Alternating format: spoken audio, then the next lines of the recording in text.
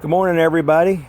June the 15th, out here getting ready to get started. First job this morning is I found this broken brake spring inside the rear brake of the little Ranger. So we're going to fix that first thing this morning and then put the bed back on this failed project on finding out what was slipping. It turns out it looks like it could be the transmission. I thought it was the rear, but had a spare rear to put in there, and that didn't. It's just as sloppy as the one that's in there. So we're just going to drive it till it drops. Second project for today is I want to get this hitch mounted onto the K30 dump truck that we have. So I just want to get it drilled and bolted in, and then when we get the welder up and running again, we'll put some welding on it also. And then the second project for today is to get this little trailer cut and figure out how to mount a roll of fencing wire on there so that the little Cub Cadet can pull it around the property and stretch the fencing out. So that's going to put some tires on it and some kind of mounting system for the roll of wire, and so the roll of wire can unroll, spin and unroll. I've got a bearing that I'm going to put right here. It's going to be like a carousel bearing, and the roll of wire will sit on that and it'll spin and unroll as you're going along the fence line.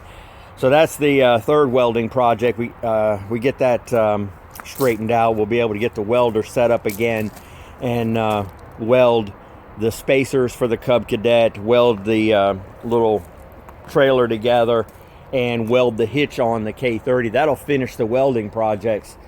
I'd like to get those three things done, and like I've said a million times, I'm going to work on the Toyota if I have any spare time today. So stay tuned. Let's see how we do today. Enjoy.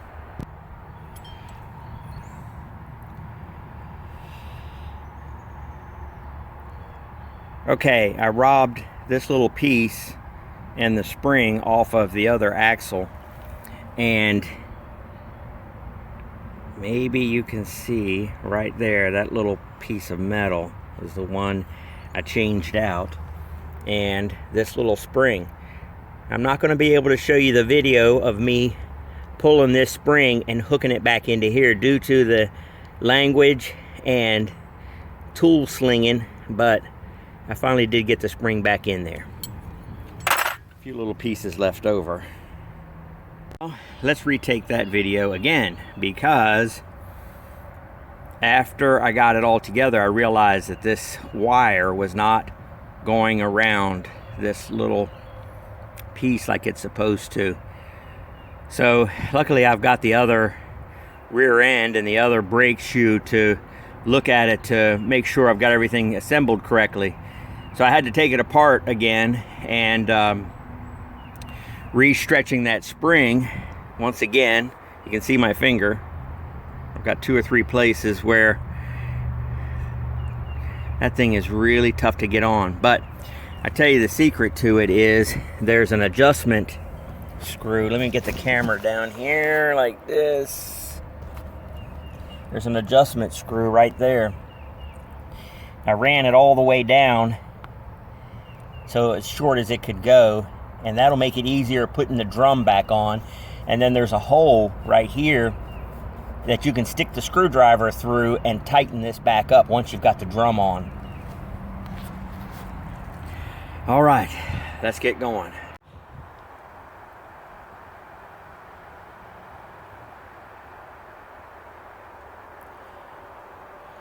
Well, now this is stupidity at its finest. Noticed I'm on the left side of the truck now, working on the brakes. When I was testing the rear end to see if there was play in it and what the problem was, I wanted to test it without the drum on so I could see how much play there was. So I put the tire on without the drum, and that was yesterday.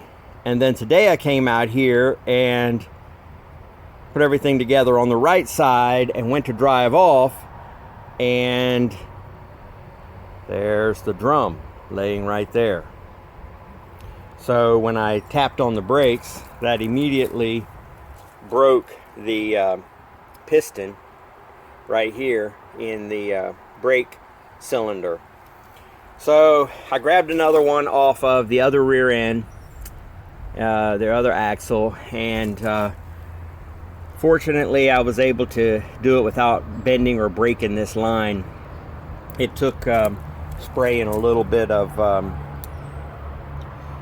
PB Blaster on it and being real gentle to get that cylinder, that brake cylinder right there, changed out. So we are taking a lesson in patience this Monday morning with these brake parts. So I get to put these springs back in again. Let's see how few bruises and dings we can get on that.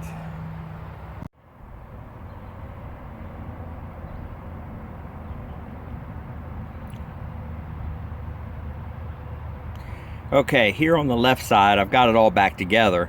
I was telling you on the right side that to run this all the way down and then put the spring on. Well, on the left side, I left this piece completely out. This spring snapped in easy as can be, and then I just snapped this piece in. So that's the way to go.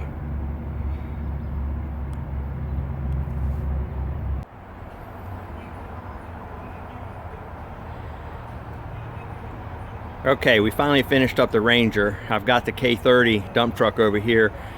There's a lot of things that need to be done to this truck, but I have the welder on my mind, and I want to get all the welding done that needs to be done around the farm. And so on this K30, you can see right here, it's got this pipe sticking here, and I need to cut this out right here and on this side, and cut that completely out and get a regular 2-inch receiver in there so that I can tow with this. So let's get started cutting.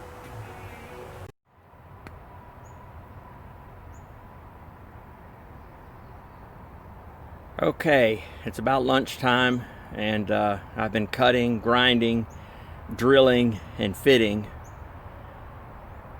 So I'm going to take lunch and we'll come back afterwards, but I've got it all in place. You can see the 2-inch receiver right there, and then right here I've got 3 bolts in, and I'll get another bolt in right there. And the other side is I've got that jack right there underneath of it, and we'll after lunch drill 3 holes over there and then 1 on the back side. And it's gonna be hard to see, but I've got this edge right here, this edge all it's all cleaned up and grinded down. I didn't expect this to be out of to be bent, but this is ready to weld right here, right along here. If I can't get a good weld on it, because if you've seen my welding, you'll know what I'm talking about, I'm gonna actually get it professionally welded, but I'll have it all bolted in place, ready to go. Well, let's go let the chickens out and have some lunch and see what we can get done after lunch.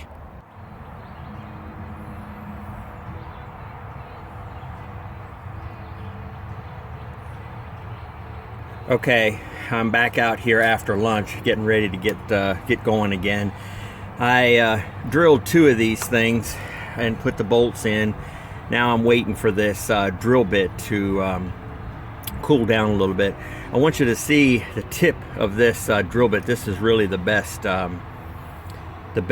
drill bit for the money right here that you can get to drill these through this type of steel. And the trick to drilling big holes like this through steel is to number one, let your drill bit cool off in between drilling.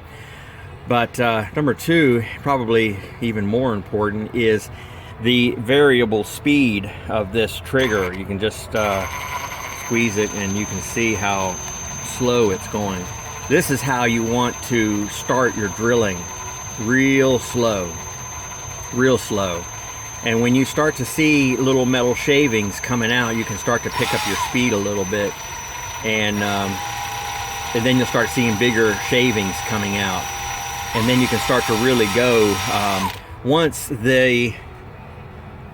the second, see how there's a second step to that drill bit? Once that second step is going, penetrating into the steel.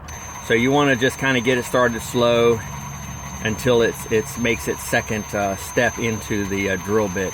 Then you can start to pick up speed and it'll really go then. You want to be going pretty good speed near the end so that you can break through. The drill bit will actually hang up on some of the pieces as you're going through the steel at the end. So you want your speed to be wide open then. So be sure and take advantage of that variable speed trigger right there, and use that to get started drilling. Well, let's see if this drill bit is cooled off enough. Sorry I can't hold the phone and drill at the same time, but I think you can get it from what I'm saying.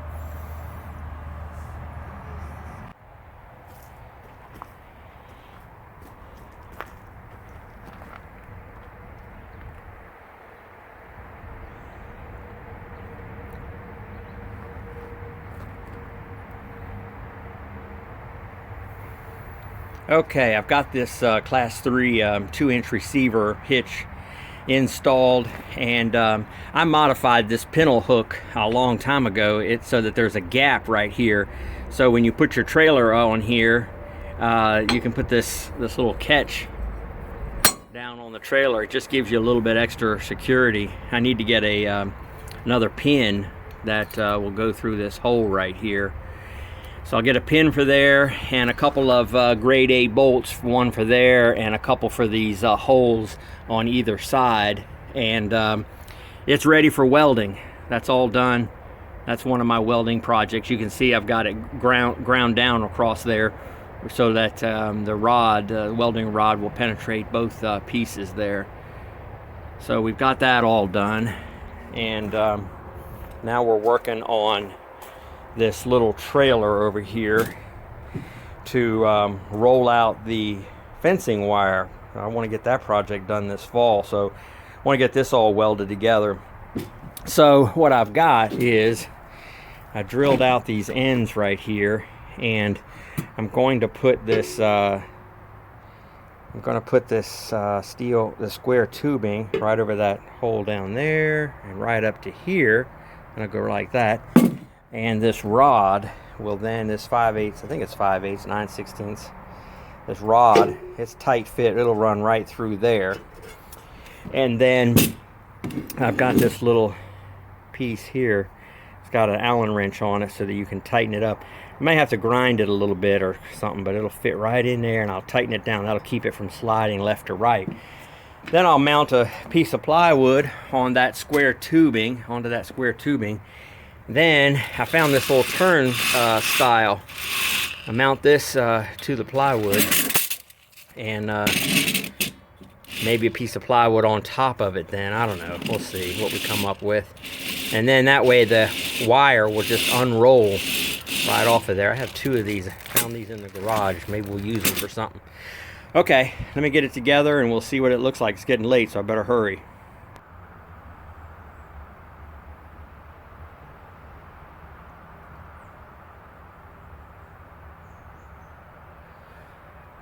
Okay, so this is the last video for today. My goodness, it's been a long day. I am worn out. So I've got it as far as, I've got this little turner, carousel thing, whatever it is, right there. I'm going to put a piece of plywood on top of that, and then some kind of a 4x4 metal, I don't know, wood coming up, and then a chain or something coming down here so that I can tighten it. And then the roll of wire can just turn and unroll right there. And I've got it where it flips up like this so that I can just roll it onto the roll of wire and then stand the roll of wire up like that and then roll it out. I'm going to turn the hitch over. You can see the hitch is going down and sitting on the ground right now. But I'm going to just unbolt it from right there and turn it over, and then it'll be at the right height to hook onto the tractor, right like that. So that's going to be enough for today. I actually started to walk up the hill a few minutes, well, an hour or so ago, and I got over here. Nathan came and helped me put the bed up on the truck. So we got that back. I'll bolt that down and hook it all up. But I got right about here and saw the rabbits had all gotten out, every last one of them. So came over here to see what was going on. And the gutters that I washed out, I believe it was Sunday, we washed out those gutters. When I was sliding them back in, those two gutters right there, they got holes in the bottom of them from sliding across the wire, and they all drained out, and so then the rabbits could cross into each cage through the gutter. So what I did is I just put a 2x4 in here so that the gutter has something to slide on. And fortunately I had 2 new gutters and the end caps all ready to go. And I put this tape on the ends here so that it'll have something to slide on with it, so it won't tear up the ends anymore. I put extra pop rivets in it this time, and an extra rain gutter sealant.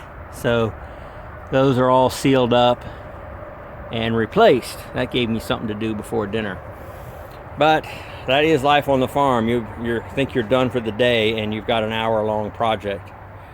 But those are all new and replaced now, and there's a 2x4 underneath of them so they can have something to slide on instead of catching on the... it was just sitting on the cage before. There was no 2x4 right here.